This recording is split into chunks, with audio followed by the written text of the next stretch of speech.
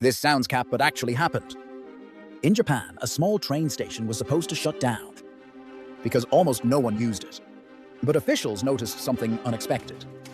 Every morning, one schoolgirl used that station to go to school. She was the only passenger. So instead of closing it, the railway decided to keep the station open, just for her. They even adjusted the train schedule to match her school timings. After she graduated, the station was finally closed because its only purpose had already been fulfilled. Now you're thinking,